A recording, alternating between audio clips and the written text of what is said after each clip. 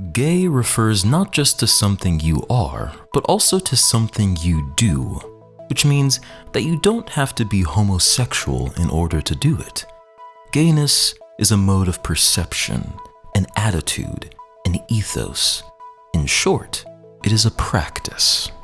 While not being homosexual myself, expressing myself in a homosexual way is either going to push your buttons in a negative way or you're gonna identify with it. The main thing we've always wanted to do was to save people's lives. My Chemical Romance is a pretty gay band that makes pretty gay music. But which of their songs is the most gay? Goobers, goblets, and goobs, my name is Caduceus Weird, and that is the question I seek to answer today. Using my incredibly robust grading rubric, the Gaydometer, patent pending, I endeavor to create the most objective tier list of MCR's entire discography, ranked from least to most gay. All 4 mainline albums, every B-side track, conventional weapons, and even unreleased songs like Sister to Sleep. In doing so, I hope we can gain a greater understanding of what it means to be queer and how that affects our relationship to love, violence, performance, identity, growing up, and Gerard Way's thighs. Oh man, Gerard Way's thighs. Seriously, I'm not trying to create any problems or weird fictions, but my fucking legs are so fucking slimy. I kinda like it. I'm not gonna lie. As is customary, I'll be ranking each song using the 6-letter grading scale, with S rank denoting the most queer songs and F denoting the least. That being said, we must enter this discussion with a mutual understanding of the following axiom. Everything My Chemical Romance does is fruity. There is no such thing as a straight My Chemical Romance song. But if an S is like a mango, then an F is like an avocado. Sure, they're both fruits, but is an avocado really the first thing that comes to mind when you think of a fruit? I think you get my point. In regard to my methodology, I'll be using a combination of textual material, including lyrical content, allusions, overarching themes, vocal performance, and instrumentation, as well as extra textual material, including statements from the band, live performances, and even socio-political context when relevant. This band was formed in the aftermath of 9/11 after all. Editing Caduceus here, I realize there's some people in the audience tonight who may not know who My Chemical Romance is, so let me give you a brief primer. All you need to know is that they are a band that was formed in the early 2000s by these 4 guys: Gerard Way, Ray Toro, Frank Iero, and Mikey Way, Gerard's brother. Gerard is the lead singer, Ray and Frank are the guitarists, and Mikey is the bassist. They also have several different drummers that they've went through, but there hasn't been a consistent drummer in their band for a while. The touring drummer that they've been using right now is a guy named Jared Alexander. He seems pretty chill, but the other ones have had their own share of controversies. They also have a very queer fan base, ergo this video. Gerard Way, the lead singer, openly uses he/they pronouns. I'm pretty sure all of the members have vocally expressed support of the queer community and especially the trans community. So yeah, but that's really all you need to know. Oh, and also technically Frank is not a founding member since he only joined the band near the end of the recording sessions for the first album. Also, Gerard Way was inspired to start the band after witnessing 9/11 in New York while he was trying to become a cartoonist at Cartoon Network. So yeah. So, with that being said, let's begin in a hail of bullets.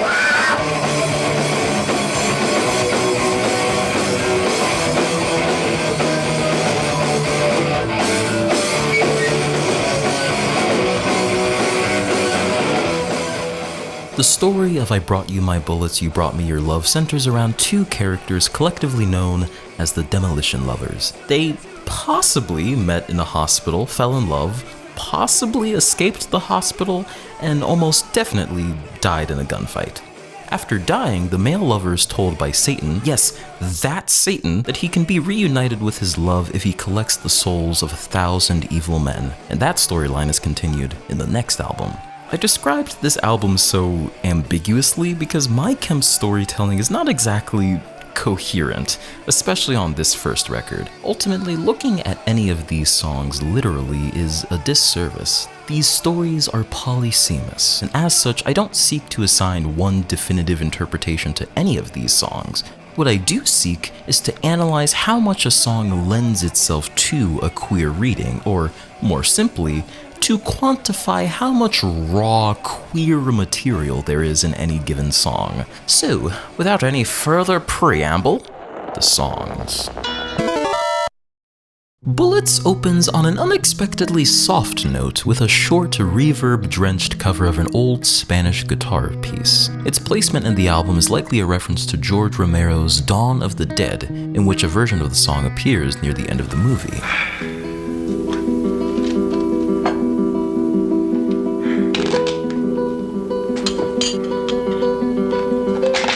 While there is something slightly zesty in opening a rock album on a quiet, classical instrumental, romance is deeply in the closet. D tier.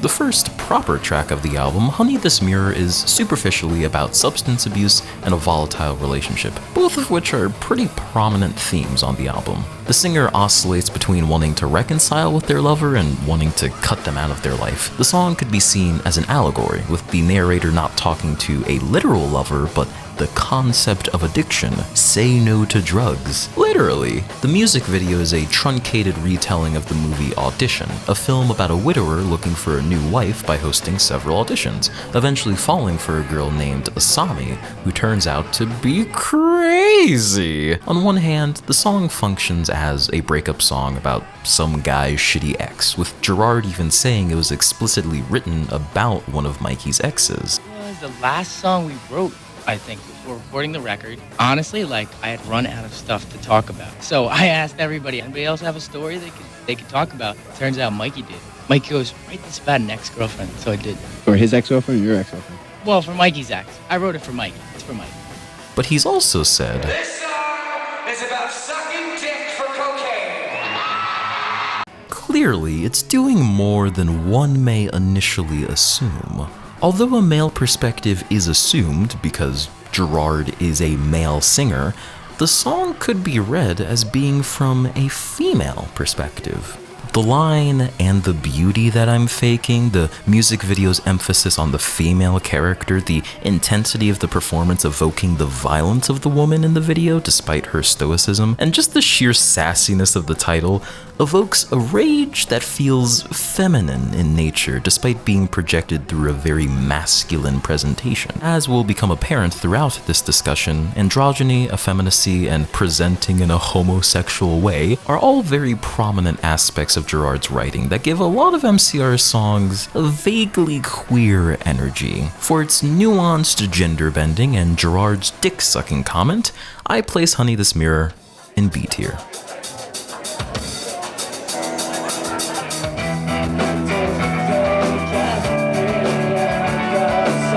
One of the best songs in their discography, Vampires Will Never Hurt You, features MCR's first use of the bloodsuckers within their lyrics.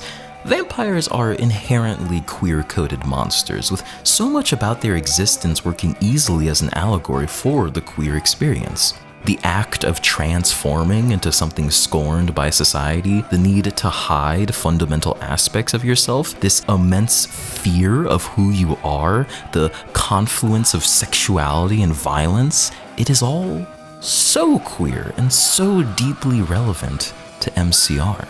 Aside from the inclusion of these gay-ass monsters, the lyrical content of Vampires is pretty straightforward. It's the tale of a man, Or woman, we don't know.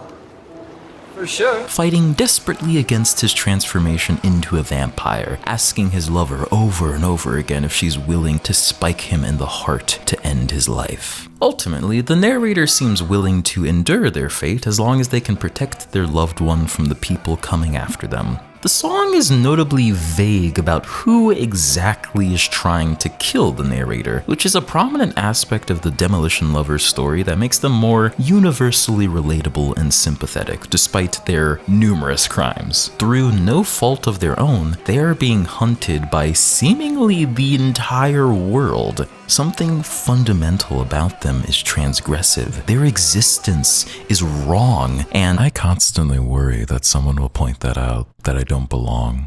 Whenever I go out in public by myself, I have this small yet ever-present fear that someone somewhere is going to point at me and tell me that I'm doing something wrong. I feel it at the gas station. I feel it when I'm waiting in line at the bank.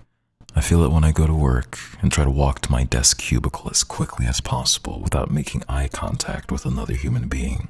I don't know if I'm being human right.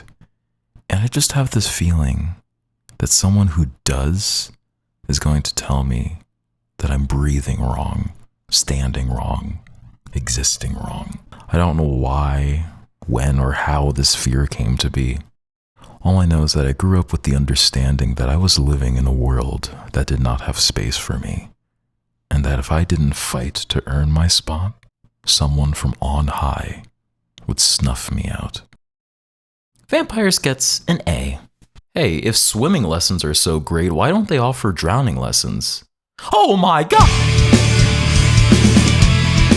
Drowning Lessons tells the story of a ruined wedding with the bride-to-be killed before the ceremony and the groom-to-be lamenting her passing, possibly because he killed her. Despite the uplifting instrumental, the lyrics and Gerard's delivery have a resigned sorrow to them that feels unlike any other MCR song. It's also not that gay. D tier. A classic of MCR's discography, Our Ladies of Sorrow. Our ladies? Our multiple ladies of sorrow. Our Ladies of Sorrow. Why do I keep saying Our Ladies? It's one lady. Our Lady of Sorrows continues the theme of dark romance, with the singer desperately asking their lover to trust them and to get up and fight. It could be seen as a continuation of Vampires, albeit from the opposite perspective, with the speaker trying to amp up their lover who's turned into a vampire. The line, "How wrong we were to think that immortality meant never dying," furthers that interpretation, and also reiterates a prominent theme of these first two albums, a cyclical relationship to death. Both Demolition Lovers seem to die and get revived every other week, possibly because they're vampires, or maybe zombies, or maybe just cursed by the devil. Who knows? While not as queer as Vampires, it's up there. B. At First for Halos is the most Black Parade sounding song of the album, with the rhythm of its verses reminding me of Dead, its intro feeling like an upbeat version of This Is How I Disappear, and its sarcastic approach to addiction and suicide feeling very in character for the patient. The song seemingly functions as the singer's suicide note, with them trying to comfort their lover to just think happy thoughts after their passing. If gay means happy, then this song is not gay at all. D. The first MyChem song ever written, Skylines and Turnstiles, is about recovering from the collective trauma of 9/11. There's nothing gay about 9/11. F tier. Now we move to one of the softer songs off the album. Track 8 is inspired by Dawn of the Dead, with the lyrics detailing a story similar to Vampires, albeit instead of the singer turning into a monster, it's their loved one who transformed. Now they are burdened with the task of killing someone they care about, to put them out of their misery. The specific scene from Dawn of the Dead that likely inspired this song occurs between the characters Peter and Roger, where the former has to kill the latter before he turns into a zombie. That being said, this doesn't have to be read as a love song. I think platonic male friendship is wonderful and necessary and underrated, and that telling your bro that you love him is not necessarily gay. Like, I would hope my male friends would be conflicted if they had to shoot me in the face, so this goes into D tier. This Is the Best Day Ever is a high-intensity song that likely details the meeting of the Demolition Lovers in the hospital room, and honestly, it's actually kind of romantic. I could try to do a thorough lyrical analysis, but to put it succinctly, they both arrive at a hospital, probably due to a failed suicide attempt as detailed in track 6. They both find each other cute and decide to escape and wreak havoc. These gay disasters decided to become disaster gays. It reminds me a lot of the book The 5 Stages of Andrew Brawley by my favorite author of all time, Sean David Hutchinson. The book is about a queer kid living in an abandoned part of a hospital. He works unofficially as an intern and ends up falling in love with one of the patients, a boy named Rusty who enters the hospital with severe burns. I won't spoil what happens, but suffice to say they're both fucked up people who are sort of perfect for each other, which seems to be true of the Demolition Lovers as well. That's not really relevant to today's discussion besides the fact that it's really, really queer and it makes me happy. This is the best day ever goes in B tier. I guess I'll die. I guess I'll die. Lonely God. One of the few songs the band has never played live, Cubicles is about a hopeless romantic with fears of dying alone who easily develops really superficial, obsessive crushes in the workplace. Unrequited love is not a uniquely queer experience, but having feelings for a person who cannot reciprocate is something that many queer people face. So I give the song a modest C. Light up the sky. Light up the sky.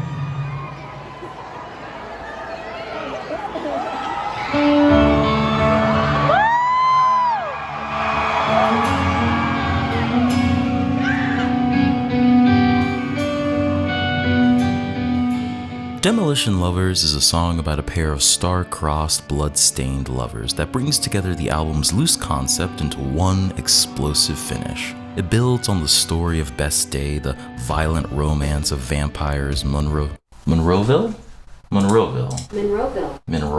It builds on the story of Best Day, the violent romance of vampires, Monroeville, and sorrow, and the destructive obsessiveness of Cubicles. The only thing the song is missing is a reference to 9/11 and substance abuse. Besides that, it's the perfect closer for a My Chemical Romance record. It is at this point in the conclusion that we must ask the question that is implied throughout the record. Why must love hurt? And why in this way? The violence described isn't purely vengeful or malicious. It's presented almost as an inevitable aspect of the universe, as fundamental as gravity. Without a sound, the bride is killed for no reason. The vampires want to hurt you for no reason.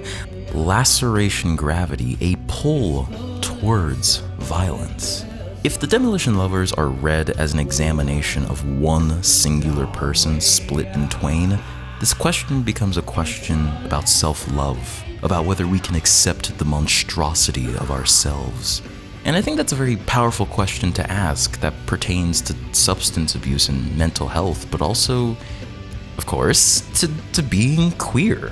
The band is calling out to all types of outcasts, but especially the types of outcasts who have been told that their love is dangerous, who have been told that they are fundamentally monstrous. And I think that, to go off script for a moment, that message in of itself is not particularly radical, but the way in which they communicate it through these very layered, metaphorical, esoteric, almost barely intelligible lyrics is so essential because they are precise enough with their language and their performance to evoke something in your heart, even if your mind cannot fully comprehend what they are literally saying. And I think that's very powerful. But yeah, Demolition Lovers gets an A. Thus ends the section on Bullets. While not their best work, I still hold this album in high regard for being the most raw, earnest expression of the band. With that, shall we commence forth onto the second album?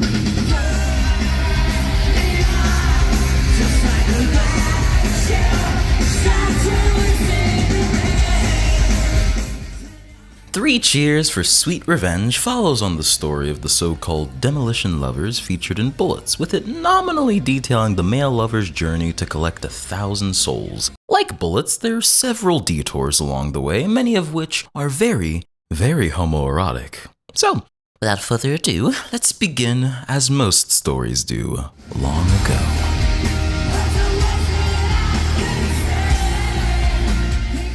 Elena acts as a bombastic prelude to the album's story and a mournful tribute to Gerard and Mikey's grandmother, Elena. The lyrics have the self-effacing, tragic quality you'd come to expect from a My Chem song, but the real-world context gives it an added degree of sadness. Though she would not live to see the band reach their peak, the Way's grandmother did get to see at least one of their shows shortly after Bullets released, so that's nice. We played here 5.5 years ago.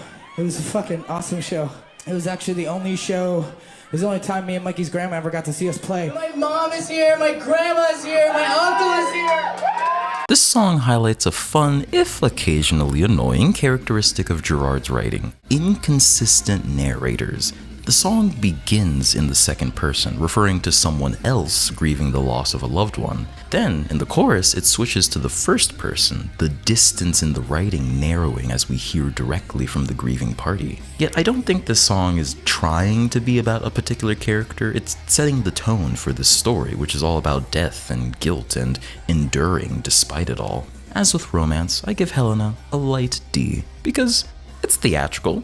Being theatrical is a little bit gay, but, you know, it's mainly about death and stuff. We are My Chemical Romance, we have a mailing list. And we're here to make you think about death and get sad and stuff. This is the beginning of the song. One of the most lyrically straightforward tracks, Give 'Em Hell Kid, is the proper beginning of the story of Three Cheers, detailing the male lover, who I refuse to call the Demolition Man, beginning his journey to kill 1,000 people. The second verse seems to take the perspective of the female lover, with the song acting as a bit of a back and forth between the two, expressing how much they miss each other. The lines, "Don't I look pretty walking down the street in the best damn dress I own," and "What you call me? Well, there's no way I'm kissing that guy," indicate a female perspective. But it's very possible that the song is all from the perspective of the male lover. Revenge does seem to have this underlying theme of broken masculinity and homoeroticism. Prison is the most obvious example of this, but throughout the album, the role of men as the savior, the protector, the enactor of violence is often questioned. This idea even extends to the Black Parade, especially in Mama, but I'm getting ahead of myself. I think Gerard has always been in conversation with the limits of masculinity as a person who grew up being called a girl and identifying with that more than he did with masculinity. I think those ideas are intrinsically queer in nature, no matter the actual intention behind the lyrics. Give 'Em Hell Kid gets a C. To the End is about a wedding that ends in tragedy, much like Drowning Lessons, except this time, the perpetrator does not care much about the calamity they've caused. This song is purportedly based on the short story A Rose for Emily, which details the life and death of a very strange, reclusive southern aristocrat named Emily, who has been the subject of local town gossip for multiple generations. Among the variety of troubles she faces, including mental illness, a restrictive upbringing, years of isolation, and the death of her father, the most relevant detail to the song is that her husband, a construction worker named Homer Barron, has, shall we say, a few homosexual tendencies. He is quite literally not around because he's always looking at men. After reading the story in its entirety, I do admit it shares some similarities with the song. Miss Emily doesn't live in a mansion, but she does live in a large house due to her family's fortune. Both Emily and her husband end up dying in the house, so it does become their tombs in a sense. One major plot point in the book is actually about the house smelling so bad that it causes the neighbors to complain. And the final twist of the story reveals that she actually poisoned her husband, albeit not with cyanide, but arsenic. It would be a strange point of inspiration, but it's not entirely implausible that the band was inspired by it when writing the lyrics. That being said, I've yet to find any statements from the band citing this story as inspiration for this track. Like, I even bought the biography that Tom Bryant made of the band, and it's a really good, really thorough and well-researched biography, but even this book doesn't have any statements from the band saying that it was based on this freaking short story. The closest it gets is on page 107. It says, "To the End mirrors the William Faulkner short story A Rose for Emily," and that's as much of a confirmation as I am ever going to get. Should I trust this guy? I don't know. Anyways, this song is pretty gay though, so it goes into 8 here. Oh, shit. Alright! This song got us arrested in France because it's about getting fucked in the ass! You Know What They Do to Guys Like Us in Prison is a song about getting fucked in the ass. It's a song about going to jail and having gay sex and doing push-ups and drag and being emasculated. Bert McCracken, the guest vocalist on this track, reportedly said that the song was inspired by a night where he and Gerard were making out for so long it almost wasn't funny anymore. Oh, and speaking of the Tom Bryant biography again, on page 95 he says that the song was inspired by a game of truth and dare where they kissed each other. So yeah. That being said, I think the homoeroticism of this track is self-evident. Before the band broke up, it was customary for Mr. Gerard Arthur Way to request all the boys in the audience to take off their shirts during the performance of this song. I want you to take your fucking shirts off. Just the boys, get your shirts off. I don't care if you a size 32 or a size 48 or a size 64. Holy shit! Look at all those shirts! There's no other way to put this. This song is a gay anthem. It's a gay anthem about the fraught relationship between masculinity and homosexuality and how those things can coexist. It is a song about emasculation, about being in a boy band and surrounded by men and questioning your own manhood and what it means. And it's great. It's beautiful. We may go down with our friends, but this song is going up to the very tippity top of S tier. We introduce to you the greatest summer jam of all time.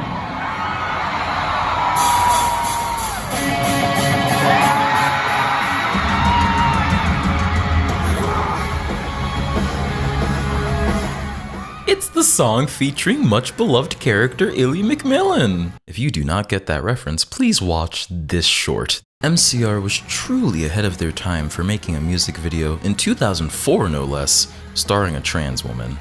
Remarkable. Jokes aside, I'm Not Okay I Promise is actually pretty damn transgressive.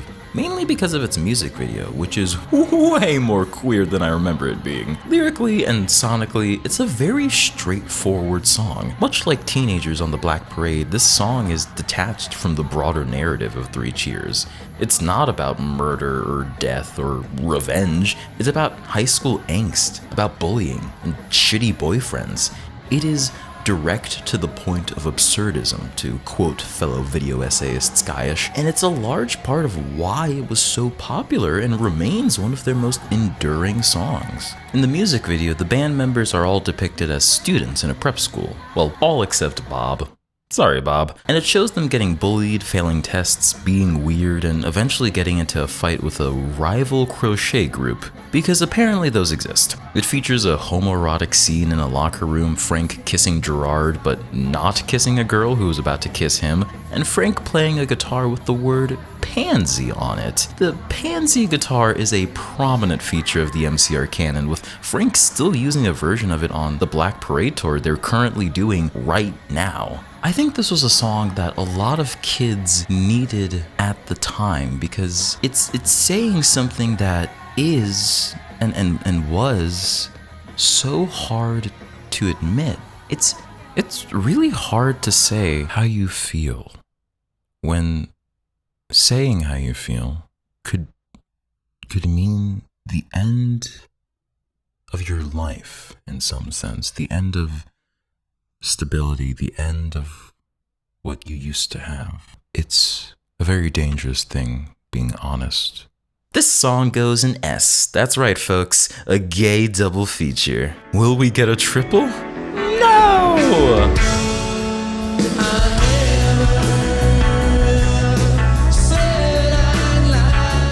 The Ghost of You returns to the narrative of revenge in full force with an introspective track detailing the male lover's fears that he may never complete his journey, his desire to reunite with his lover in death, and his hopes that she can move on without him. It's a beautiful track, especially in conjunction with the music video, which, while not related to the story of Three Cheers, does a great job capturing the tragic energy of the song. Again, reading the lovers as part of a single person, this song could be read as an expression of the trans experience and saying goodbye to a past version of yourself and all the turmoil that comes with that. Being queer in of itself requires one to occupy a sort of ghostly position where your existence is too strange to be regarded as truly real.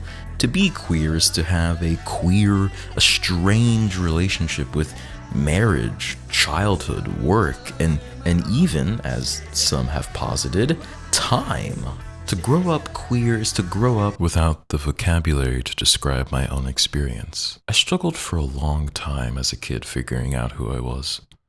All I knew about myself was that I was an angry and nerdy and strange and so very strange child. I hated my weirdness and I tried to do anything to contain it, to bottle it up. And eventually I got to the point where I realized that there were other people that were also my brand of weird, and maybe I didn't need to haunt myself anymore. The Ghost of You gets a B.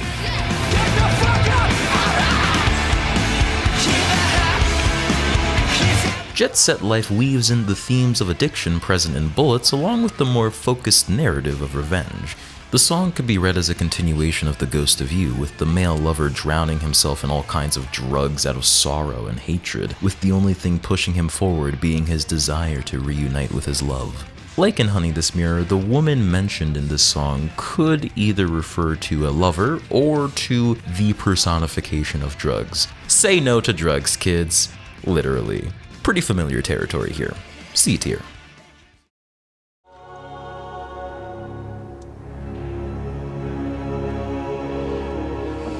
I come before you today, humbled. Interlude is an odd one. The instrumental feels similar to Romance, but this time they're paired with these pained, whispery vocals from Gerard. Lyrically, the song is a simple prayer, presumably from the male lover, asking for protection from angels. And I guess that's like a little gay. I mean, who couldn't use protection from angels, right? D tier.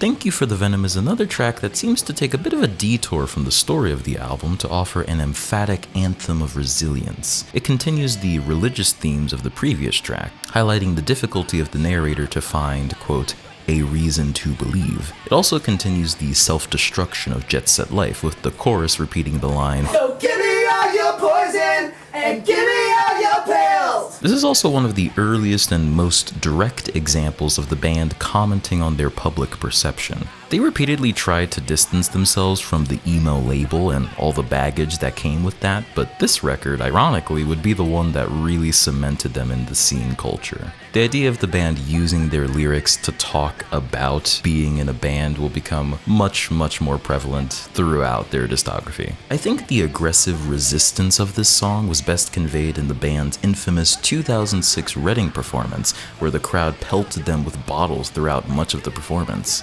MCR, even at the peak of their popularity, was never a cool band that was accepted with open arms. They were always fighting against someone. I think that's pretty queer. B tier.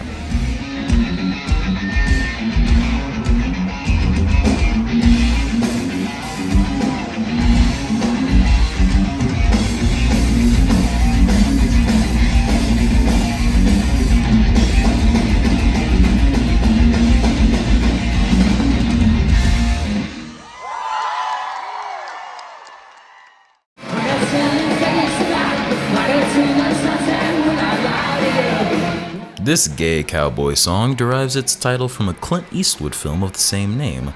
The film is about an ex-lawman who is falsely accused of a crime and lynched by a group of 9 men.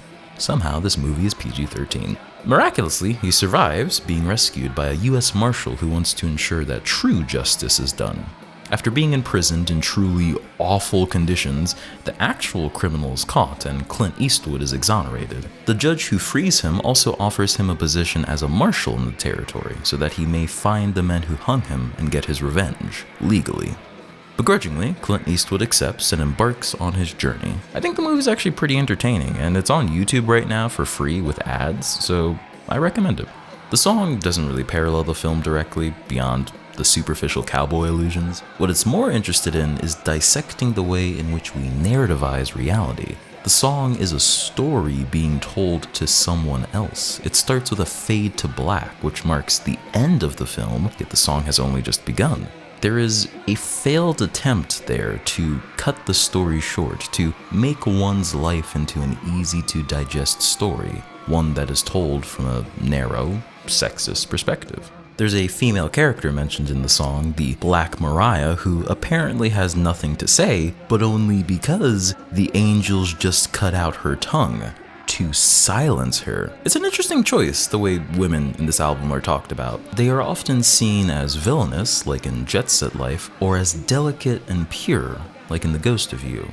And I think a lot of that is just because the writing is, again, very allegorical, very metaphorical. It's not really talking about specific women, but it's using these characters as bigger symbols, but still interesting. I think it's deliberately evoking the Madonna whore complex to make the audience question the male lover's intentions. How noble is his journey? How does the female lover feel about all of this? How necessary is this bloodshed? Much like a cowboy in a western, he is a morally ambiguous hero, equally admirable as he is worthy of scorn. Hang 'em High is interesting, but not all that gay. D tier.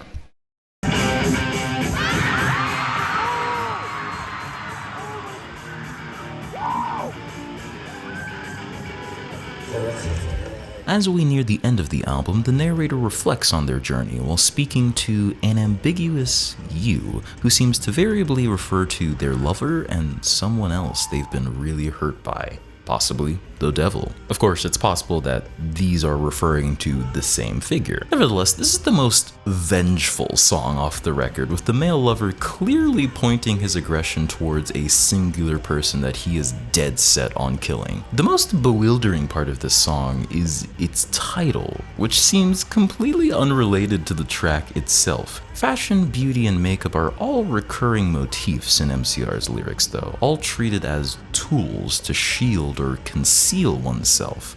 In the context of the song though, fashion is something that is leading the narrator into danger. It is not a concealment, it is the thing that is making them susceptible to violence. The quote-unquote fashion statement could be blood. The band has drenched themselves in fake blood several times as part of their aesthetic, so it could be a play on that, or maybe just the dark nature of emo aesthetics in general. It's interesting, but not all that gay. D tier. Oh, also, I seem to have overlooked this in the script, but this song also plays off of the death-defying nature of the Demolition Lovers again, with the lyrics literally saying,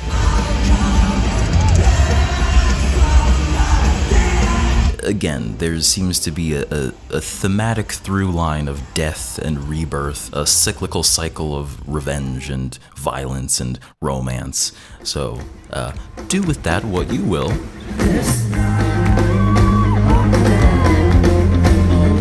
While Ghost of You is probably the most emotional song on the album, much like Drowning Lessons, Cemetery Drive resonates with me because of how much its tragedy feels so resigned. Gerard's whispery delivery is so haunting and intimate. The song details the narrator lamenting the suicide of someone they cared about. The male lover's mental state was never really good, but this song feels like a genuine psychotic break. It's just kinda sad. The themes of self-harm and running away from home are pretty familiar to those in the queer community. So, this one goes in C tier.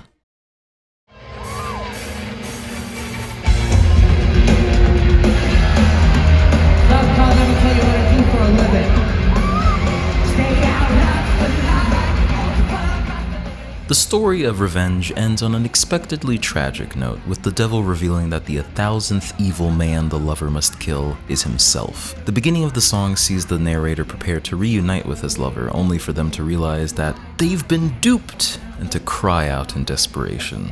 The lovers don't get a happy ending. They are stuck in a never-ending cycle of death and misery. And those are the feelings that the album leaves us with. It's bleak, but is it queer? Well, a little. This song does provide more evidence for the Demolition Lovers being a singular person with the line, "Another night and I'll be you," which is ambiguous enough to mean a lot of different things. The lines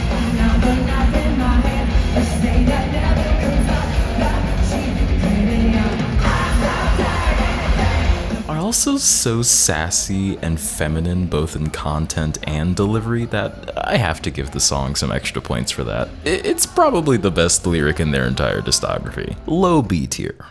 And that, comrades, is 3 cheers for Sweet Revenge. But we're not quite done with this album yet. As will become a trend from here on out, this album has a lot of bonus material that was left on the cutting room floor and got released later on. This video is a ranking of every single MCR song, so it'd be incomplete if I didn't include these tracks in my analysis. So let's talk about the 3 cheers bonus tracks.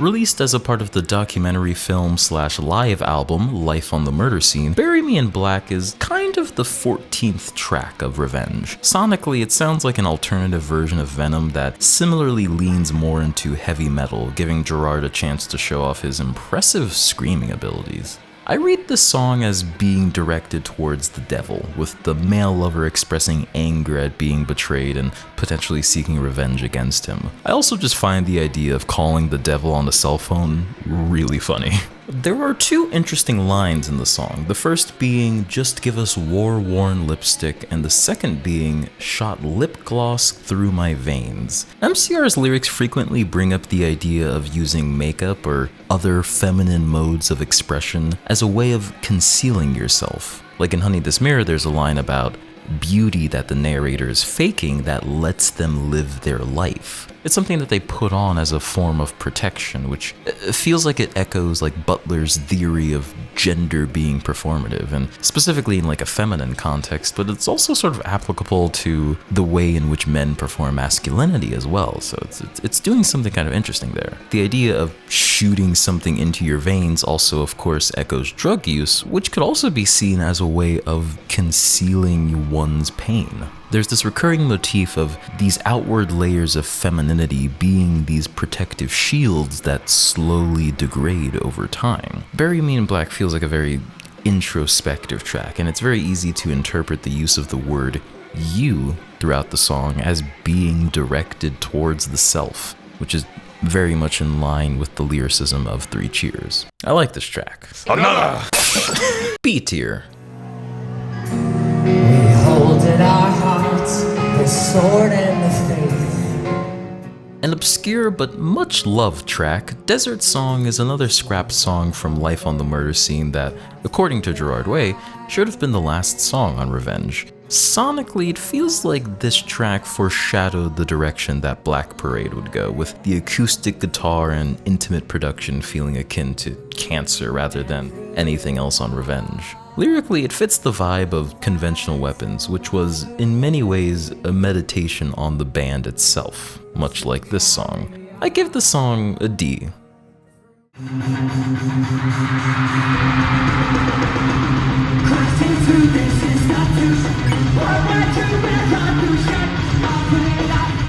Sister to Sleep is a song that has never been officially released, although it has been performed live twice, once in 2003 and once in 2022 during the reunion tour. Each version has slightly different lyrics, but I'm going to be focusing on the 2022 version just because I like it a little bit better. The song is about the narrator's mixed feelings about using medication to resolve their psychological problems. The narrator refuses to use prescriptions as it, quote, always makes them tired, and they would rather live with their disarray than, quote unquote, pretend. The song also seems to indirectly reference Neil Gaiman's Sandman, which also personifies sleep as a feminine entity.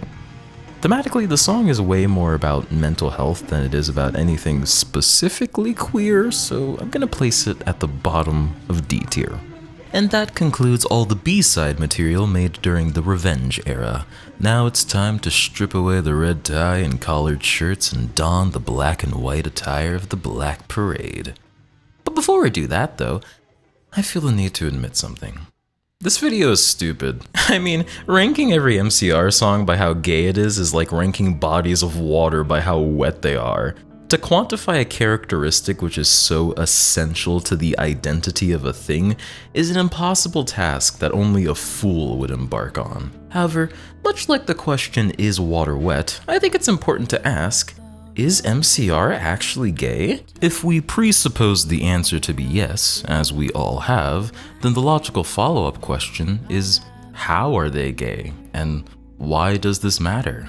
So, if you'll allow me, I'd like to talk about why MCR's queerness matters, if only to justify my decision to spend months making an absurdly long video essay about such a stupid idea. To start, it's important to understand that being queer is as much about sexuality and personal identity as it is about experience and culture.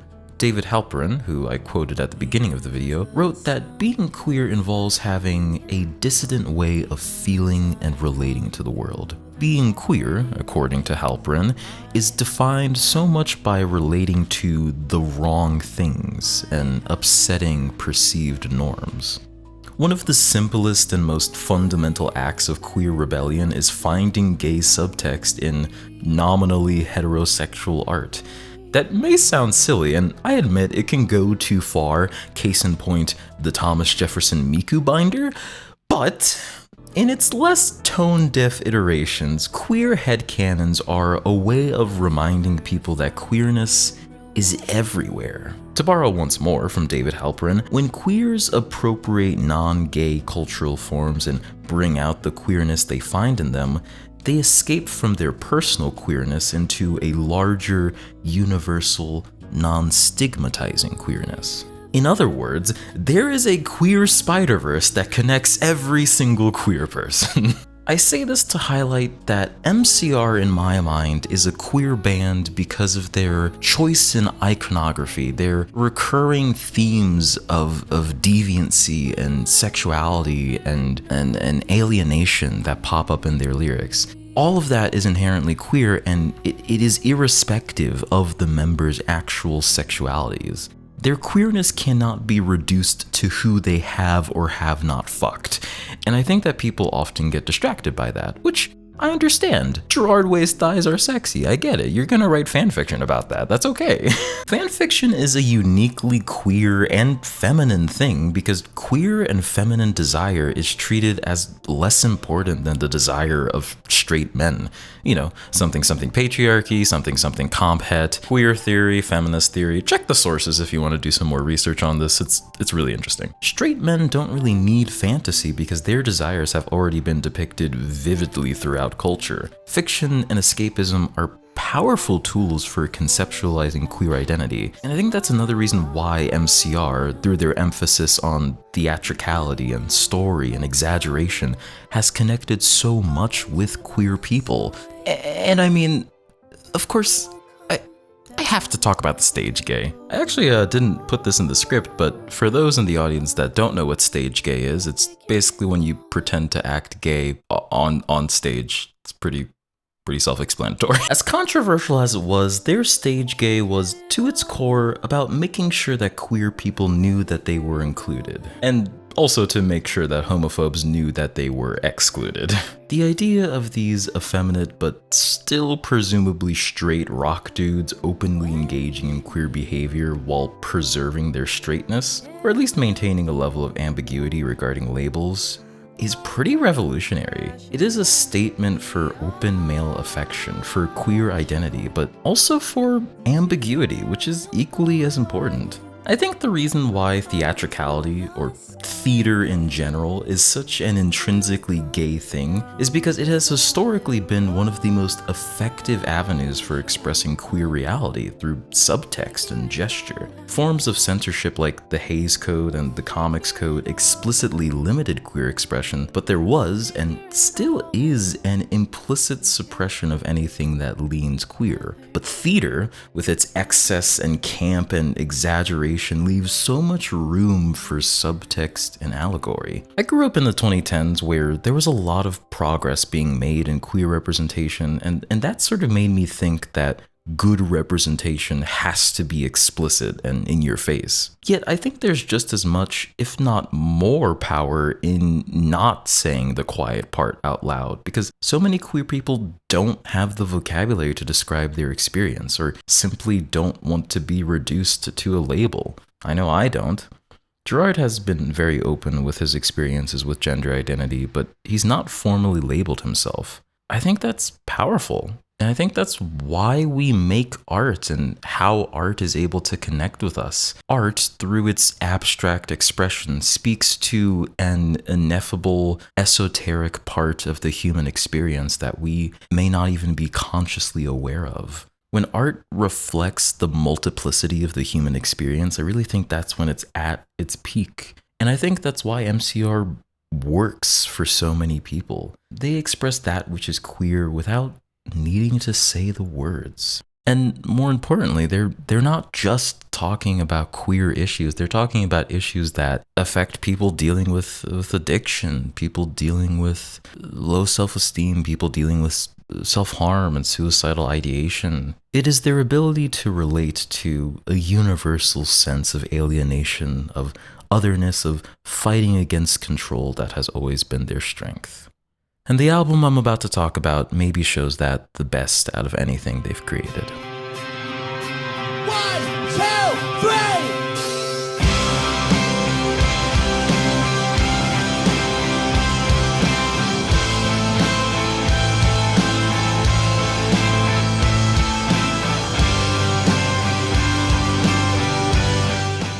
Though it doesn't directly continue the story of the Demolition Lovers, The Black Parade does thematically follow up the romantic, blood-soaked themes of revenge and bullets. It also smacks of gender. The album follows the story of a misanthropic kid known as The Patient, who has been diagnosed with cancer. The Patient spends the album looking back on their life with an angst and self-flagellation that has become characteristic of MCR's discography. But The Black Parade also marks the first time the band has made songs that were overtly hopeful, not rebellious like Venom or aggressively uplifting like Our Lady of Sorrows, but very direct, almost cheesy anthems. And I'll be honest, the first time I listened to The Black Parade, I didn't think that worked. I thought MCR was best when they were dipped in darkness, but I don't know, maybe it's just me becoming a softie over time, but I really love this direction, and listening to the album again for this video has just given me so much more appreciation for songs like I Don't Love You and Famous Last Words and Cancer. So yeah, I'm excited to talk about this one. Although Disenchanted is still a terrible song. I do not like Disenchanted at all. I'm not sorry. As this is the band's most cohesive and popular album narrative to date, I feel like it's best to talk about it holistically rather than track by track. I'll focus on a few songs that warrant more thorough discussion, but I'm gonna be jumping around a bit more than I have with the last two albums. So gather around, pickies, because we're starting with the end.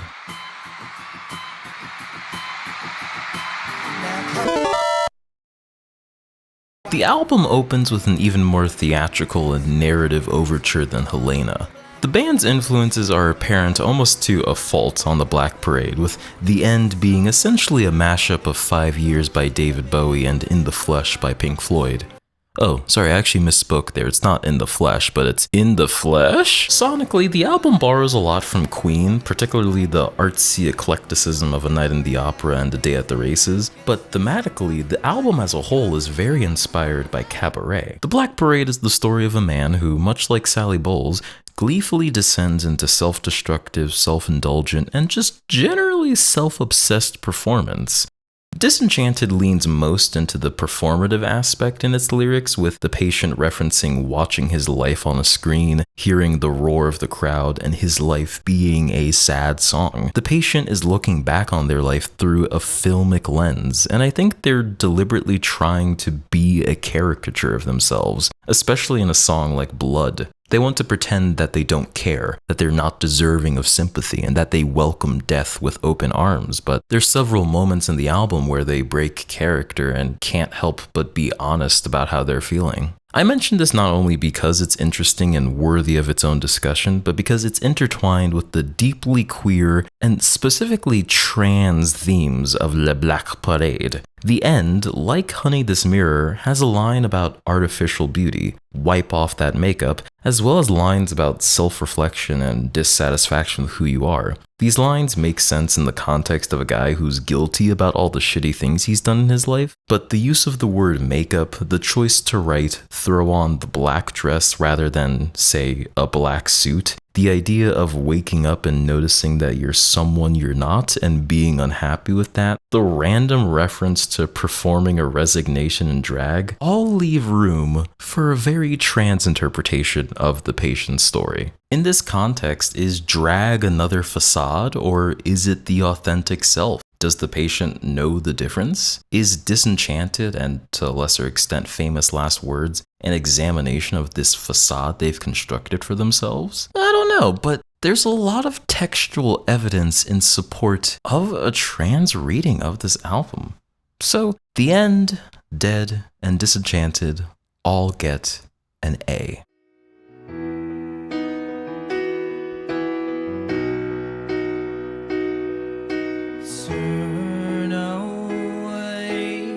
As the introductory tracks established, The Black Parade is a very death-focused album, but for most of the runtime, the patient's looming mortality is addressed with a sort of offhanded, demented energy. Yet there's a few tracks that strip back the high-octane energy of the album and really intimately address the fact that this is an album about a guy dying of cancer. The aptly titled song, Cancer, is the best example of this. It's a simple, short, and very direct song. When I was initially scripting this video, I felt like I could only look at this song literally, because I think it's kind of insensitive to use disease as an allegory for anything but death. However, the band has stated very directly that they are using cancer in an allegorical way. One notable and slightly controversial fan interpretation is that this song is an allegory for another disease, AIDS. And, I mean, there are some lyrics that seem to support this interpretation. Perhaps the patient will not marry because gay marriage wasn't legal until 2015, at least in America. The patient says they want to be buried in all of their favorite colors, like a pride flag, perhaps. I'll be honest, I did not initially like this interpretation because it felt like it was overanalyzing something that was meant to be direct and simple. But it also made me feel silly for starting this project and overanalyzing every single MCR song for how gay it is. It made me feel like I was engaging in the worst, most invasive and conspiratorial aspects of fandom. But the thing is, as I've needed to remind myself several times while making this video, is that I am not trying to assign value to any one interpretation. I'm trying to bring attention to the fact that MCR, intentional or not, has made lyrics that connect to the queer experience. So interpreting a song about illness through the lens of a disease that is so connected to queer history and queer trauma is not that ridiculous. So I'm putting Cancer, much to my own surprise, in B tier. Understanding how cancer is used in the album helps contextualize the rest of the tracks, which all, in various ways, use the illness as a metaphor for the way depression can deteriorate a person. Disappear, Sharpest Lives, and I Don't Love You involve the patient talking to an estranged lover, seemingly, with them conceding that they have done awful things that can't be forgiven, but still wishing for reconciliation. There's a codependency in the relationship akin to the Demolition Lovers, but it is noticeably one-sided. The patient doesn't have the power to make his lover stay. There is not a mutual obsessiveness. So in Sleep, the patient devolves into nihilism, deciding that his life and remorse is ultimately meaningless. In The Sharpest Lives, he devolves into substance abuse to further distract himself from his pain. The line, "You can take off your skin in the cannibal glow," reveals the extent to which the patient's guilt consumes them. This overwhelming guilt that permeates the album could come from multiple places. Maybe the patient was a soldier that killed people. Maybe they were just a shitty, self-absorbed partner with an alcohol problem. These could all still be true, but given the context of a later track, House of Wolves, which uses explicitly religious language, I can't help but see the patient's guilt as being rooted in a faith system that has declared his existence to be fundamentally wrong. No matter his contrition, his penance, he is doomed eternally and irrevocably to be damned. When I was a young boy, me and my sister would often joke about going to hell. I grew up in a nominally Christian household, although my family never attended church or read the Bible or talked about our faith or really did anything religious beyond praying for those we loved and those that we didn't. All I knew about the Christian faith when I was young was that Jesus was like the guy, and that there was this place called heaven and a place called hell. And it seemed like you kind of had to be perfect to go to heaven, so me and my sister both, independent of each other, came to believe that we were going to hell. The fact that we were both queer, as we'd later come to realize, seemed to only reinforce this. Even though we grew up in a lefty state and a lefty school district, there was an implicit air of homophobia and racism that made us both understand that being queer, while not a death sentence necessarily, was also not the ideal. Years later, when I came out, both about my sexuality and my relationship to faith, my mother would also say that I was going to hell. She said it with this resigned sorrow. She said that yes, she still loves me, but I am going to hell.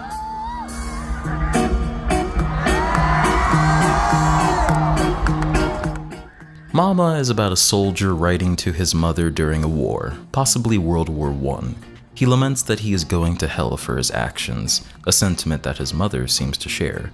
He states that death awaits everyone, and that their efforts don't matter, and that they should embrace that. Even in the face of death, he'll carry on. That's the literal interpretation, at least. And Mama is a song that lends itself quite easily to a literal interpretation. It starts with the sounds of bombs dropping, its iconic breakdown has an air siren playing in the background. The lyrics are all so in line with this interpretation. It is probably the most direct MCR song ever written. Yet despite that, or maybe because of that, Mama leaves so much room for a queer interpretation. Of course, the main thing that people talk about in regard to this song's queer subtext is this verse.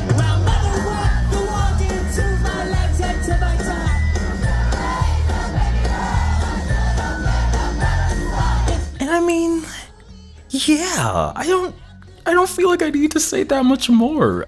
I mean, this whole song is about a guy writing to a disapproving mother and dealing with the feelings of guilt and shame of living his truth. I don't even need to elaborate, I think. Disappear, Sharpest Lives, and House of Wolves get an A. Sleep gets a B, and Mama gets an S. Yeah, I'm gonna make Ray Toro shred really quick. Ray Toro shred, come on, shred.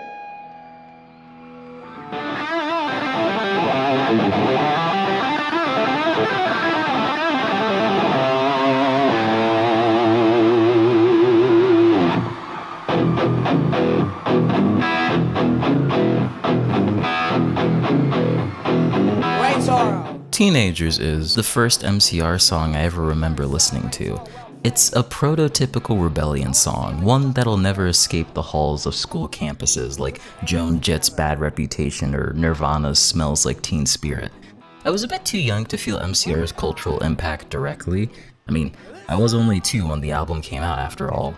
But I was aware of the Black Parade vaguely through cultural osmosis. From what I can gather from my Spotify history, it looks like I gave the Black Parade a second listen in October of 2021, and I remember liking the faster, more bombastic tracks like The Sharpest Lives, but not liking the ballads, or Sleep, apparently.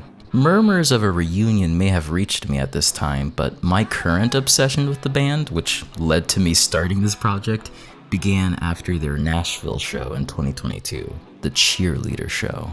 Flamboyant, gender-bending musicians were not new to me. I saw the Harry Styles Vogue cover made headlines, and at this point I was a big fan of both Bowie and Queen during their androgynous 70s era, but something about Gerard's cross-dressing felt different. It felt casual and surprisingly untheatrical. When a big male celebrity does this kind of gender fuckery, I can't help but shake the feeling that it's in some way disingenuous or maybe treated as more important than it actually is. I grew up in an era where people were constantly celebrating cartoons and movies and TV shows for having openly queer characters, describing them as revolutionary, which in some ways they were. But part of me wanted representation without pretense, without this need to celebrate every incremental step made towards acceptance. Many of MCR's on-stage outfits have pretense. They are upholding a certain character or persona on stage. And that was toyed around with during the reunion tour. There were a lot of high concept outfits like Dracula, frickin' clown costume, Jackie Kennedy. But whereas before the outfits felt like a sort of armor, a way to conceal the band's true intentions, the reunion outfits don't feel like they're concealing anymore. They feel revealing. Teenagers gets an A.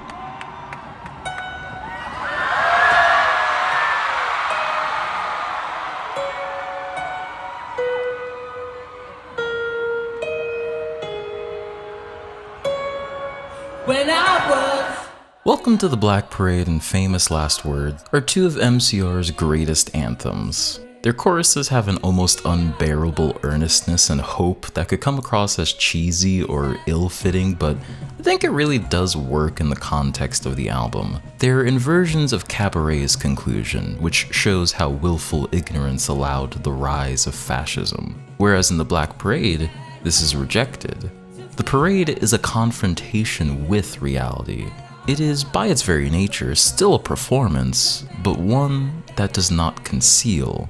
The closing lyrics, "I am not afraid to keep on living," remains an incredibly powerful line.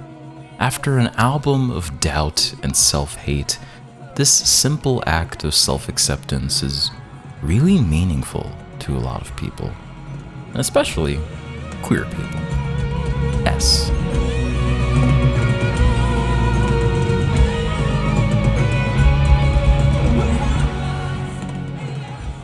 And that's the Black Parade, but we've still got a lot more tracks to go through. This album has a lot of material that ended up being scrapped. Since we have basically 2 more albums to cover, I'm gonna be going through these tracks pretty quick.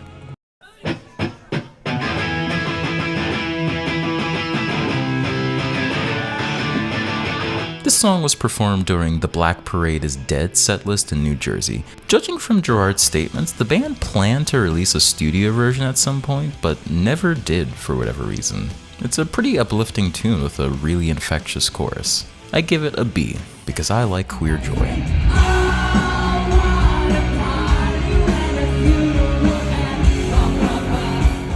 The distant cousin of I Don't Love You, Kill All Your Friends is thematically pretty in tune with the Black Parade's guilt and estrangement. It's also terribly catchy.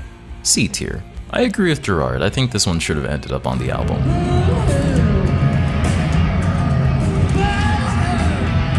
The most revenge-sounding song of the Black Parade era, My Way Home Is Through You, is a high-octane song about finding solace through another person. I'm kinda glad this one was cut because it really focuses on the least interesting aspects of the Black Parade, the romance, but I gotta admit, the second verse is pretty killer.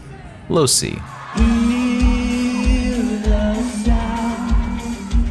Heaven Help Us is my favorite B-side track. Lyrically, it feels like a logical follow-up to the religiosity of House of Wolves. Instead of accepting the possibility of hell, the patient has to confront actually being in there. He pleads for salvation, but reluctantly accepts his fate as a sort of martyr. C tier. Oh, please just hide me now. Oh, oops, that's the wrong. This is another track that lyrically feels way more in line with Revenge. The desperate pleading to a dead lover feels sort of incongruous with what the actual album ended up being, but it's definitely a banger, and it's a bit transcoded. B tier. This song is going into S tier. I will not elaborate. Party at the End of the World is another song about self-destruction. I wish they kept this title for Danger Days because it really describes the whole vibe of the album. C tier. She got the car and she threw her jacket on and stormed off down the hall and all the angels sang, ooh. I really wish All the Angels ended up on the album. It has a brutal simplicity like Cancer that I think would have worked really well on the album. C tier. The Drugs, in a very surprising and bold artistic move, is about recreational drug use. Not much else to it. F tier. Why hello again, it's me, editing Caduceus. I didn't really know how to transition between talking about the Black Parade to talking about Danger Days, so I didn't write anything, so it's just kind of an abrupt switch in topics. So I'm here to make this switch a little bit less abrupt. So yeah, the next part of this video is going to be about...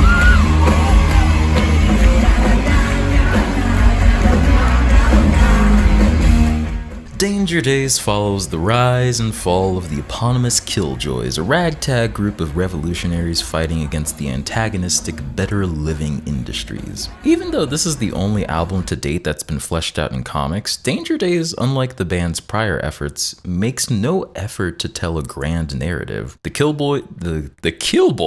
Killjoys are rebels and they do rebellious shit, and that's really all you need to know. This simple framework allows the band to approach the familiar topics of love, loss, and death with a newfound maturity, confidence, and joy.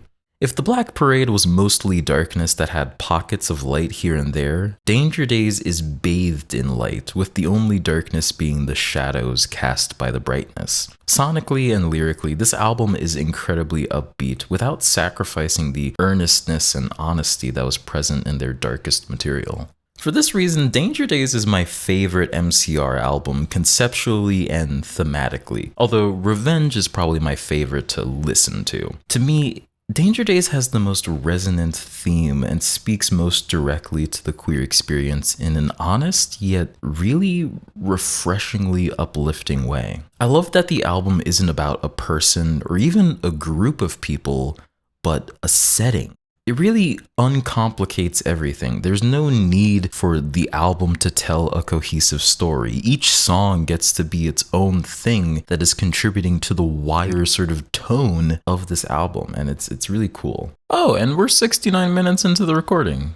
Nice. I don't know if we're 69 minutes into the edit, but nice. Anyways, back to what I was talking about.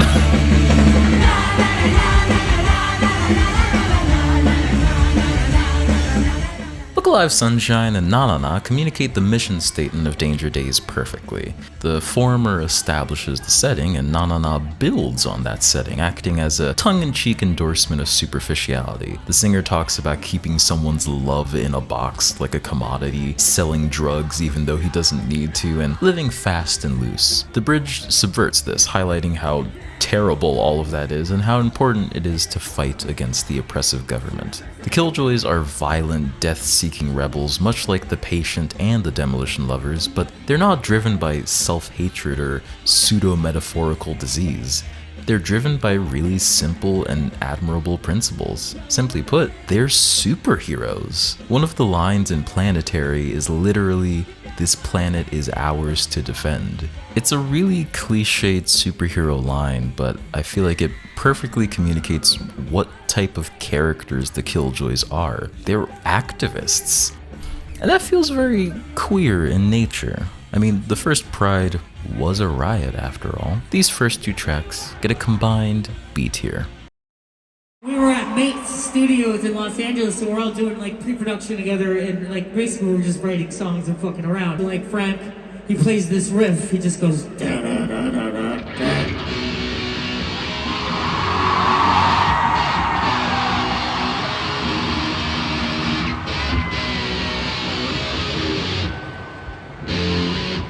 Yeah, fuck yeah, that's what happened. That's what I said.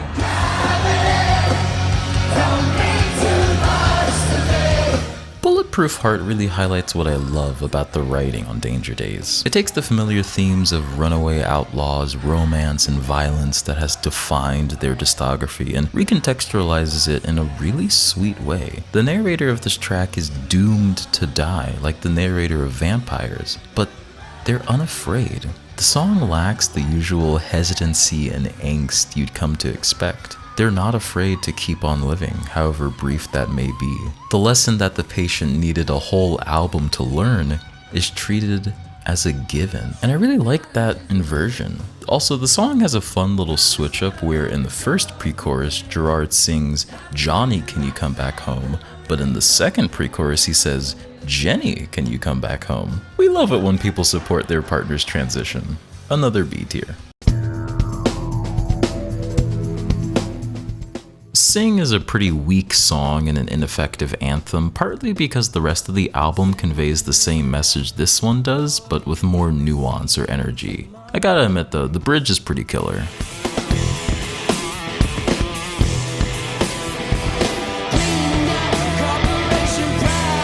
Another B tier.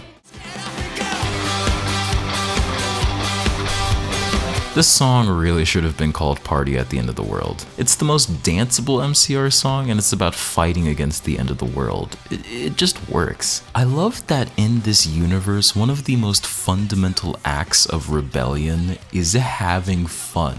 Because Better Living Industries is like anti-emotion. Tired of having feelings? So simply by having a good fucking time, you are giving a middle finger to the government. That's badass. A tier.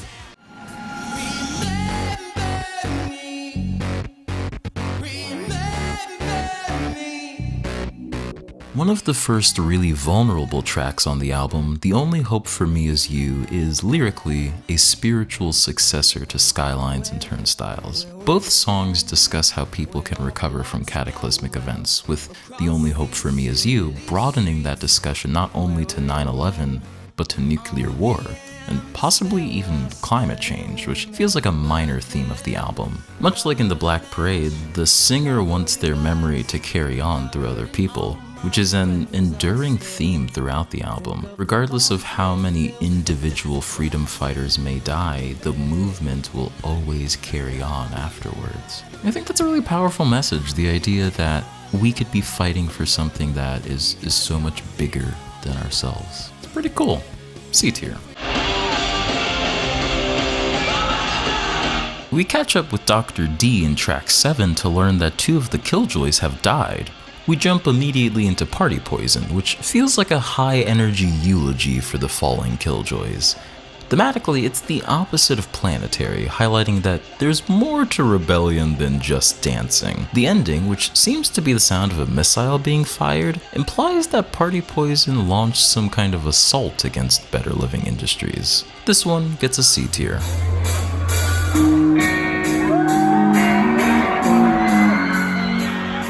So we're reaching the end of the album and things are actually looking pretty dire. Save Yourself is another song of rebellion, but it suggests that the Killjoys' fight will ultimately end with them losing. Yet even in the face of that, the singer is still determined to try their best. It's bittersweet. Even as the Killjoys dwindle in numbers, as long as someone survives to carry on their mission, it's worth it. In the comic, all 4 Killjoys are dead, but the girl, their child companion, survives to carry on their legacy. Again, I love so much that this album is about a movement, and that even though the individual members may be able to be killed, the cause that they're fighting for is immortal. That's so uplifting and so cool, and it's a message that I really want to hold on to. This one gets a B tier. Can you tell that I'm a softie at heart? Hands up! Everybody get your fucking hands up! Scarecrow, or should I say S/C/A/R/E/C/R/O/W, is another melancholy tune similar to The Only Hope for Me Is You. Both songs are about enduring the end of the world and being forced to grow up too fast. There's a real Gen Z energy to the lyrics that are maybe partially responsible for me resonating with them so much. I mean, the idea of being a kid that was given this broken world and being forced to just deal with that is really resonant. I know a lot of people my age and younger who had to grow up really quick, not only due to their personal circumstances, but also just because of the political reality we're living in. This is a post 9/11, post 2016, post COVID-19, post catastrophe world we are living in. I feel that every single year of my life has been bad history. I was 6 when 9/11 happened, and everything since then has been not great. Yeah. It was 9/11, and then it was the economic crash of 2008, and then it was Trump's first election, and then it was more recessions, and then it was COVID, and then it was a historic writer's strike, historic actor's strike. Every single part of my life I can go, another bad history. Yeah. And it's hard not to look at life with a degree of fatalism, especially as a queer person, where our rights are slingshotting, public opinion waxing and waning precariously. We can't really do much more than move our bodies when the sunlight dies. Scarecrow is the most post-apocalyptic song on the record, and it holds a really special place in my heart because of that. C tier. Did you think I wasn't gonna talk about it? Of course I'm gonna talk about it. And now, here's MCR with their holiday classic, Every Snowflake's Different. In 2011, MCR performed an original song called Every Snowflake's Different Just Like You during an episode of Yo Gabba Gabba. Shortly before the collaboration, Gerard expressed interest in appearing on the show after watching it with his daughter, and guitarist Frank Iero ended up being on a plane ride with the series co-creator, leading to this unlikely collaboration. It's a short, uplifting tune with a similar hook to Scarecrow, and it is going in S tier. If anyone could use reassurance that being different is okay, it's Queer Kids. S tier. We're gonna play you something off of Danger Days that's really fucking special to me because I love the words about the love of my fucking life who's here today. This song is called Summertime. And if you wanna light it up, it always looks beautiful. Summertime is arguably MCR's only true love song. You know, I'm not even gonna rank this song. I know that kind of goes against the whole conceit of this video, but this is just like a really good love song. Why do we have to like reduce it to a quantifiable label, you know?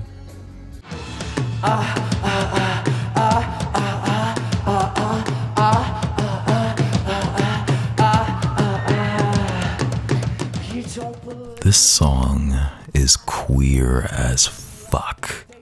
Even in an album that is all about resistance, the aggression of this song, the anti-authoritarian nature of it feels really distinct. Apparently, the song was inspired by the religious caste system of India, and it is a violent rejection of any system that organizes people in a hierarchy. Destroya is amazing. And it also has a reference to chest binding, which is pretty freaking cool. S tier. In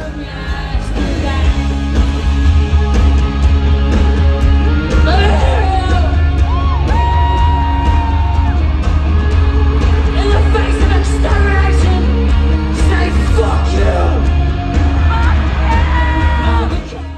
The final tracks of the album strip away the overarching concept and see the band talking more directly about themselves. In The Kids from Yesterday, they reminisce on their lives, highlighting the impermanence of everything and how they've aged and moved away from the carefree bliss of youth. It's a really mature track and a fitting goodbye for the band as a whole. The Kids from Yesterday is the last single to be released by the band that comes from a full-length original album. Despite not being the final MCR song, it really does feel like a goodbye, or at least the passing of the torch to the next generation. And seeing the band perform this with their kids on stage just makes me so teary-eyed. And so that's how the album concludes, with The Kids from Yesterday, and with one final message from Dr. D reminding us that our legacy will carry on after we're gone.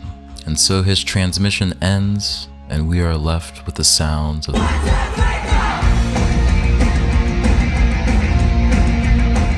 At the end of Goodnight Dr. Death, there is an eardrum-destroying blast of sound that cuts out the national anthem and leads into one final song, Vampire Money. Gerard has described it as feeling like the credits to a movie, and it really does achieve that by sort of indirectly summing up what the album has been both sonically and thematically. The band completely steps out of the world of Danger Days to make this incredibly acerbic, sarcastic, and direct song about themselves and corporate bullshit. It's loud and overbearing and really, really fun.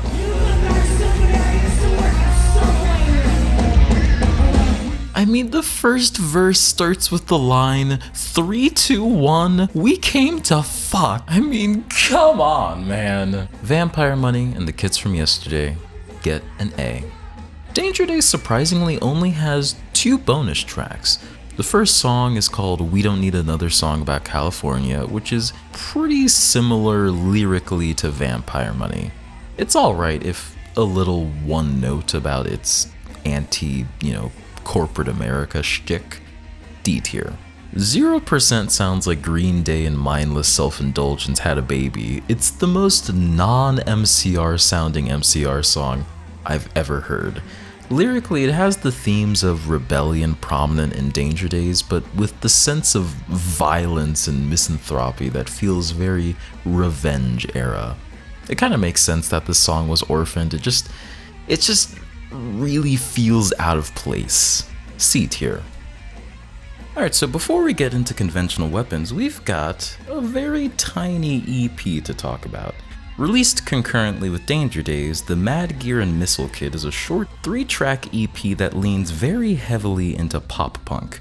Story-wise, the band has described the EP as being the music that the Killjoys would listen to on the road. This EP feels like the musical equivalent of an espresso shot. It is insanely energetic, and so I feel like it's only right to go through the tracks rapid fire.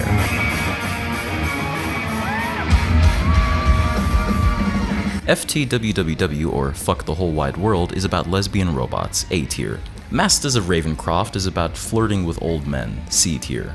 My favorite off the EP, Black Dragon Fighting Society, references the real-life martial arts organization founded by Count Dante, an insane man who owned a pet lion, was arrested for attempted arson, frequently got into fights over petty squabbles, and believed in his hype so much he encouraged one of his friends to shoot him because he believed he could catch bullets. F tier.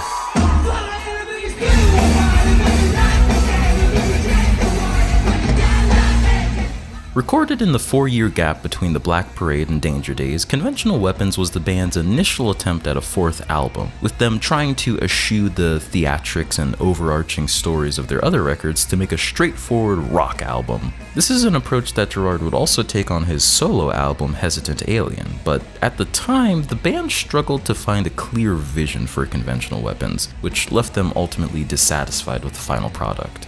The project was scrapped, but the band decided to keep some of the best elements from it and turn it into Danger Days. 3 years after Danger Days, the band would release 10 songs from this scrapped album. Now, I'll be honest, I don't actually have that much to say about the individual tracks of Conventional Weapons. Lyrically, they're just not as interesting as the other stuff that MCR has done. So, I'm gonna go through this album in like a minute. Sorry if you were expecting a little bit more from this section, but I don't really have that much to say, and I'm so tired.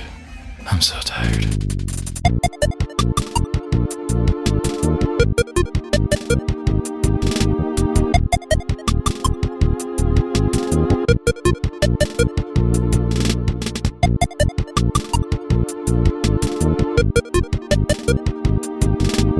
And that's Conventional Weapons, the last musical project to be released by the band before their untimely breakup. A year after their breakup, the band would release a compilation album with some of their greatest hits. And on the album, they released a new song, Fake Your Death.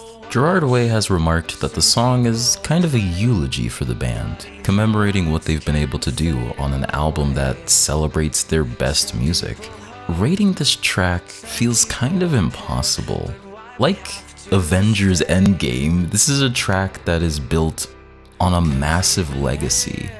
It's not really a song, it's the culmination of their entire career. I can no more rate this song than I could rate someone's entire life. I don't know if you heard that Discord message, but fucking, who messaged me? Clover?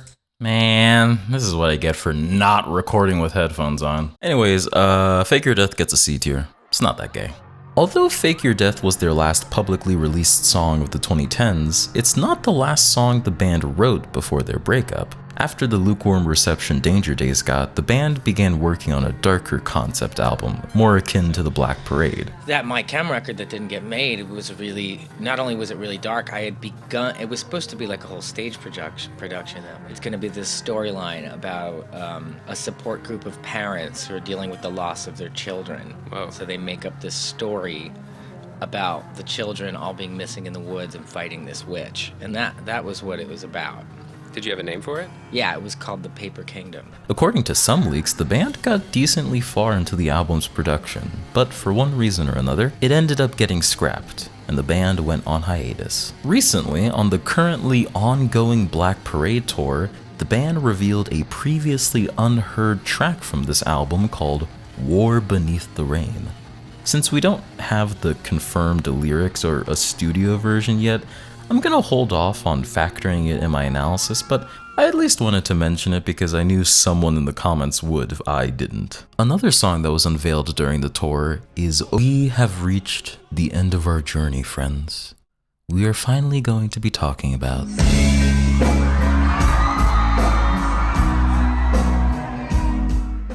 Foundations is an interesting song to talk about in the context of MCR's history with queer themes in their music because this song is so in conversation with the band's legacy. In that way, it's very similar to Fake Your Death, but there's a level of artistry and lyrical nuance in Foundations that makes it a bit more interesting. Foundations feels like a corpse rising from the grave, like a zombie fighting against all laws of nature, a vampire rebuking God and choosing to go on, even when they should have been dirt and ash and blood. This is the band, or more specifically Gerard, justifying the return of My Chemical Romance. Shortly after the breakup, Gerard did an interview where he said, quote, "I don't think My Chemical Romance is supposed to happen again. I think it's supposed to stay beautiful forever.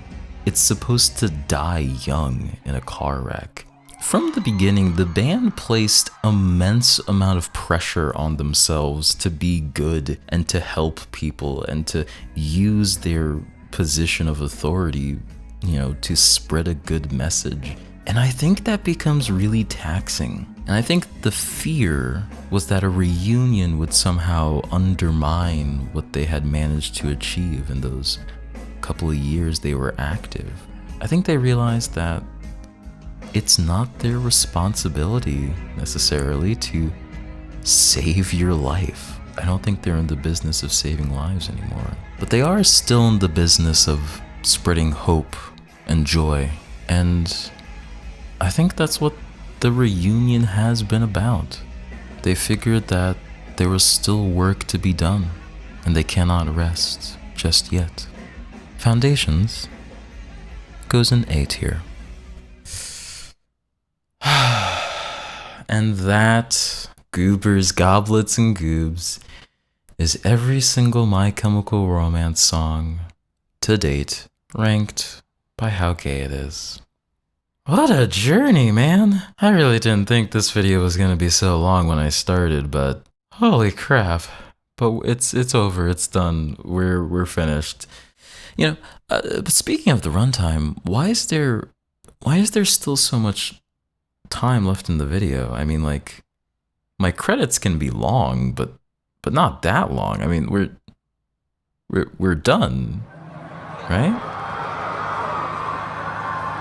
Oh wait, we got one more thing to do.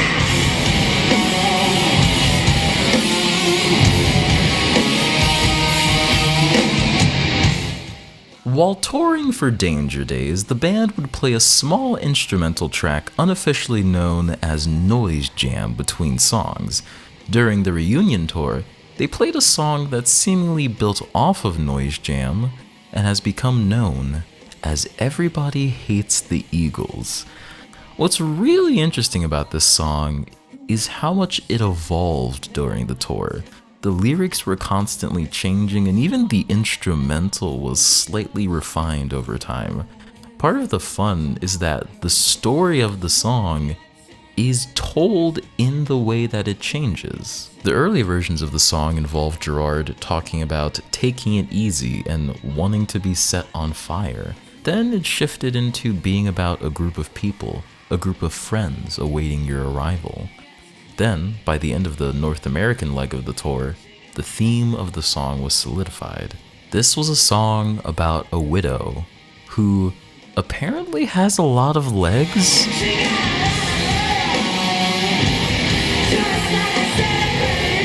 It's a strange song that doesn't quite make much sense, but it communicates a very specific vibe, which is I think what we look for in My Chemical Romance lyrics. It's kind of nice to know that Gerard is still capable of writing these like almost impressionistic lyrics that evoke something vague without creating a really distinct image, because it leaves so much room for interpretation.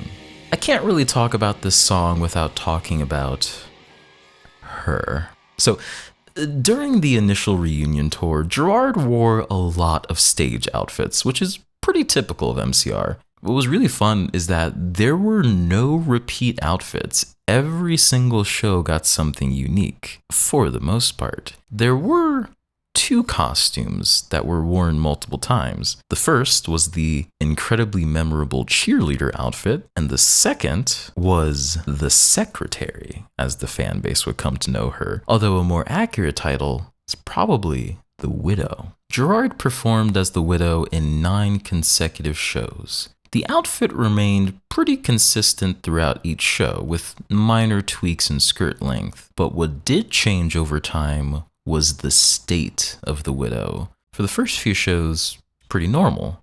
But then, during the band's concert in Sydney, Gerard came out in fake blood. And during the final shows, the blood congealed into this dark reddish color, and Gerard wore white contacts to look like a corpse.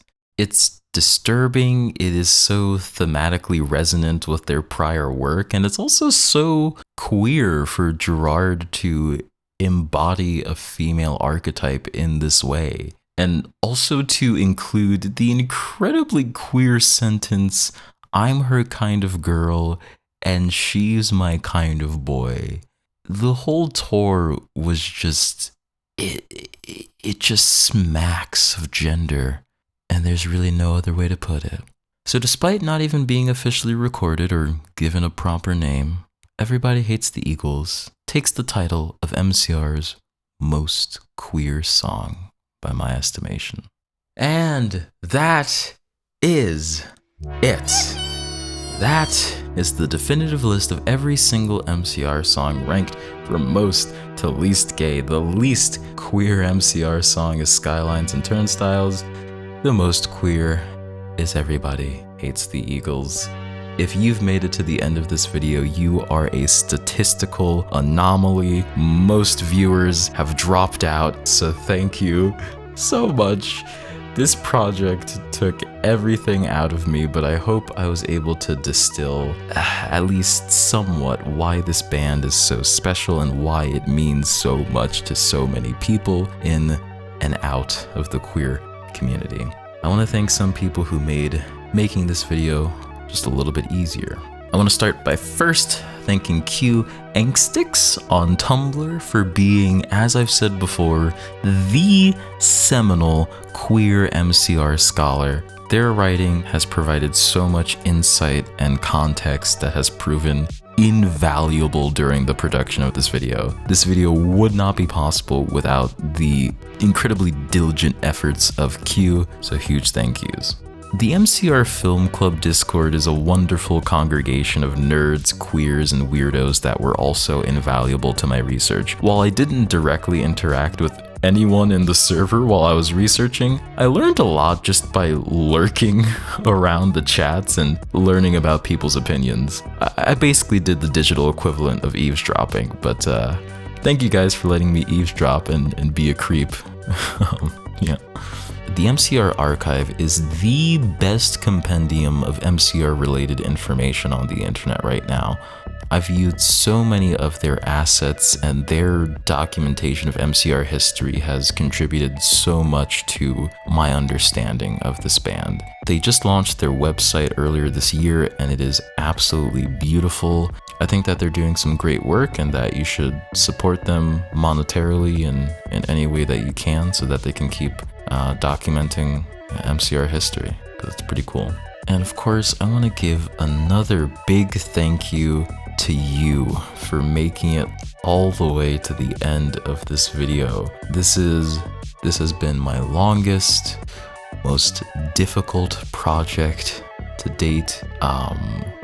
So thank you. I really don't know what else to say besides I will be back in a month with another bucket of trash. See you then.